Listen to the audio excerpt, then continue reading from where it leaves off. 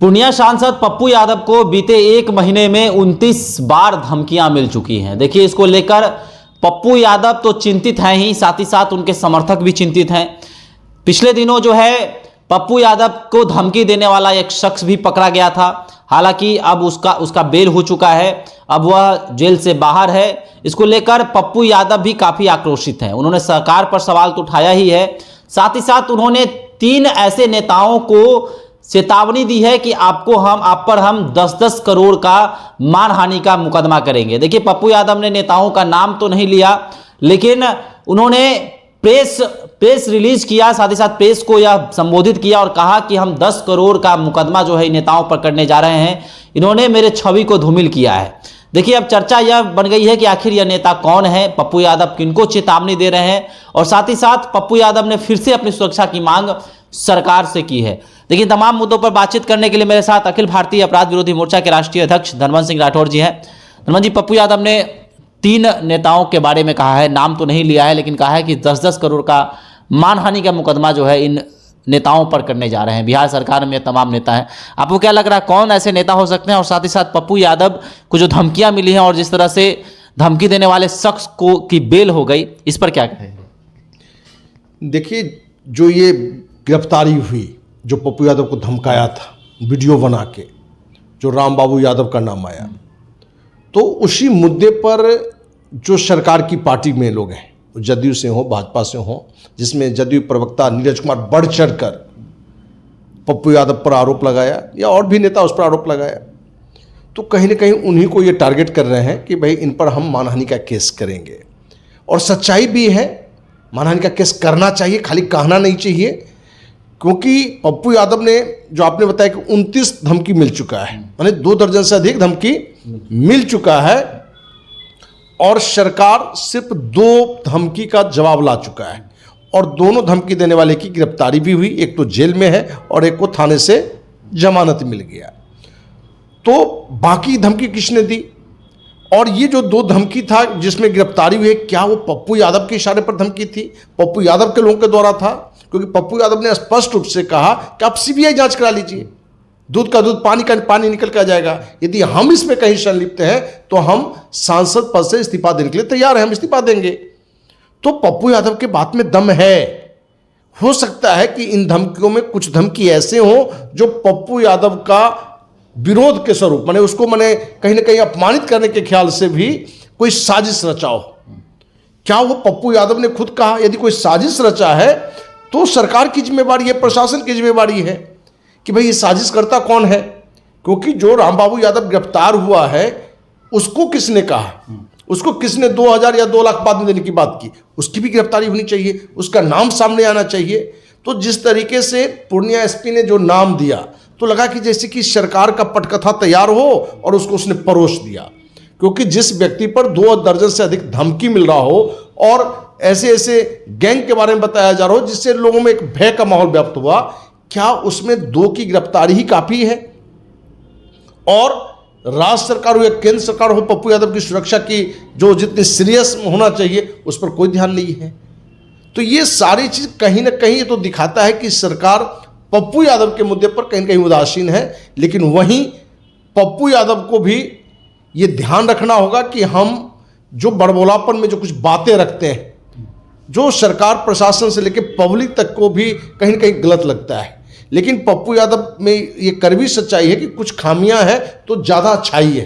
क्योंकि पप्पू यादव बिहार के एक ऐसे सांसद हैं, एक ऐसे जनप्रतिनिधि हैं जो किसी से कम नहीं है। हर किसी विपदा में लोगों को खड़े मिलेंगे। आप पटना में देखोगे जो बाढ़ की समस्या हुई, पप्पू यादव एक वर्कर की तरह वहाँ काम कर रहा था। या कि बिहार के किसी भी जिले में कोई बाढ़ की समस्या होता है, कहीं अगलगी हो गया, किसी के साथ कोई दुर्घटना हो गया, तो हर जगह पप्पू यादव अपनी उपस्थिति दर्ज करने का पूरा प्रयास करता है और ज़्यादा जगह उपस्थित भी होता है।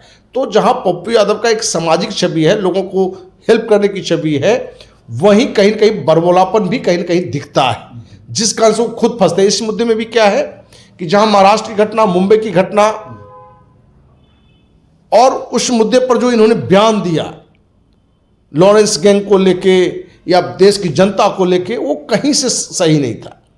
तो आप बैल मुझे मार वाली एक कहावत है, उसको भी इन्होंने चरितार्थ किया। यही कारण है कि उसी समय से ये धमकी का जो 2 दर्जन से जो रूप सामने आ गया है, उसी का मैंने नतीजा है। तो पप्पू यादव को उससे बचना चाहिए, अपना बड़ा फोकस जो समाज सेवा पर है उस पर लगाना चाहिए। लेकिन जो बातें आ गई है, जो धमकी आ गई, तो सरकार को भी ध्यान देना, चलो वही पिछली बात है और ये बैक भी हो चुके हैं, तो क्यों नहीं हम इनको सुरक्षा दें, और जितनी भी धमकियां मिली है उन सारे धमकियों को जांच करके जनता के बीच आना चाहिए कि आखिर ये कौन करा रहा है। क्योंकि आपको बार बार हम कह रहे हैं कि लॉरेंस बिश्नोई के नाम पर ये कहीं ना कहीं कोई और ये ठिकरा मार रहा है, जिसमें कुछ तो पता ही चल रहा है।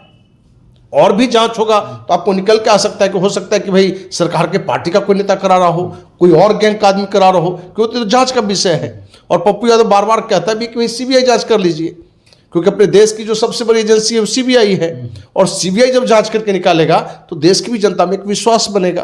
तो इन्होंने जो कहा है कि हम तीनों नेता पर जो मानहानि का केस कहे नहीं, बल्कि बिल्कुल करना चाहिए, क्योंकि एसपी का भी जरूरी था कि पहले जांच करता कौन क्या है।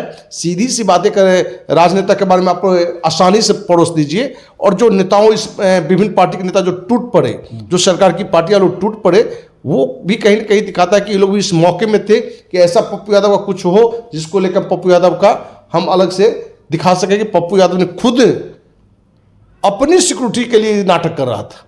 और ये कड़वी सच्चाई है कि इस बात से पप्पू यादव ने पूरे बिहार की छवि खराब हुआ है कि क्या बिहार के राजनेता सिर्फ और सिर्फ सिक्योरिटी के लिए इस तरह की धमकी का नौटंकी करते हैं, वो भी एक नहीं 2 दर्जन से अधिक बार करते हैं। तो ये हर राजनीतिक दल को सोचना चाहिए कि आप जो बातें रख रहे हैं, क्या उससे पूरे बिहार वासी की भी छवि खराब होगा, प्रतिष्ठा पर आंच आएगा। तो इस मुद्दे पर बिहारियों का भी छवि पर असर पड़ा है। इसलिए पप्पू यादव का मांग जायज है कि इस मुद्दे पर सीबीआई जांच भी हो, और कौन लोग ये हैं जो धमकी दे रहे हैं या पप्पू यादव को बदनाम करने के लिए कर रहे हैं या पप्पू यादव की हत्या की साजिश रच रहे हैं, वो कौन लोग हैं वो सामने आना चाहिए। अच्छा, बिहार पुलिस के कार्यशैली पर हमेशा सवाल उठता है। कोई भी ऐसा मामला होता है तो सीबीआई जांच की मांग होती ही होती है।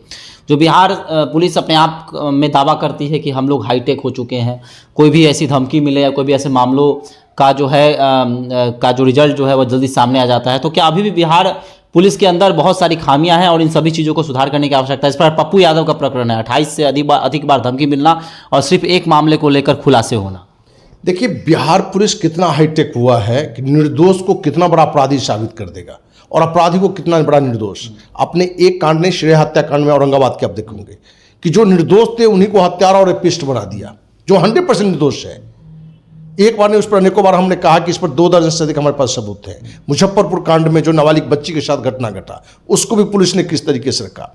तो हाईटेक ये है सही को गलत करने में और गलत को सही साबित करने में। इसलिए जो एक छवि बनना चाहिए वो बिहार पुलिस की आज भी छवि नहीं बन पा रही है, कुछ मुद्दे को छोड़ के। यही कारण है कि एक ईमानदार IPS अधिकारी जो DGP होता है, RS भट्टी, वो केंद्रीय प्रतिनियुक्ति पर चला जाता है CISF के DGP बनने के लिए, जबकि कोई भी IPS राज्य का पुलिस महानिदेशक बनना पसंद करता है। तो ये दिखाता है कि कहीं ना कहीं बिहार सरकार जो पुलिस पदाधिकारियों को एक स्वतंत्र भाव से, ईमानदार रूप से अब काम करना चाहिए, कहीं ना कहीं उस पर बाधा बन रहा है। तो बिहार पुलिस की छवि कहीं ना कहीं सरकार के नीतियों के कारण, सरकार के कुछ जो चोट टीम है उनके कारण भी खराब है, और जो रिजल्ट आना चाहिए वो रिजल्ट धरातल पर दिख नहीं रहा है। चलिए, तो पप्पू यादव ने 3 बड़े नेताओं के लिए कहा है कि 10 करोड़ का मानहानि का मुकदमा वो करेंगे, और साथ ही साथ उन्होंने पूर्णिया पुलिस पर तो सवाल उठाया ही है, सरकार पे भी सवाल उठाया है। कई ऐसी घटनाओं का वह जिक्र कर रहे हैं जिसमें धमकी के बाद तुरंत हत्या हो गई थी। तमाम तरह का जिक्र जो है वह पप्पू यादव मीडिया के सामने करते हुए नजर आ रहे हैं। उन्होंने कटाक्ष भी किया है सरकार पर कि सरकार कि अगर किसी मंत्री को ऐसी धमकियां मिलती तो तुरंत अभी तक सुरक्षा मिल गई होती, लेकिन मैं सरकार में नहीं हूं, विपक्ष में हूं और मैं सरकार के खिलाफ बोलता हुआ नजर आता हूं, और मैं समाजसेवी हूं। जिस समाजसेवी ने करोड़ों रुपए जो है वह दान में दे दिए, कई कट्ठा कई बीघा जमीन जो है अपने बेच दिए। कोरोना काल में पप्पू यादव एग्जाम्पल ले रहे हैं कि कोरोना काल में जिस तरह से उन्होंने बिहार की राजधानी पटना में लोगों की मदद की, तमाम तरह की चर्चाएं जो पप्पू यादव करते हुए नजर आ रहे हैं। तो आपको क्या लगता है कि पप्पू यादव को जेड श्रेणी की सुरक्षा मिलनी चाहिए? आप भी हमारे साथ कमेंट बॉक्स में अपनी राय रख सकते हैं। धन्यवाद।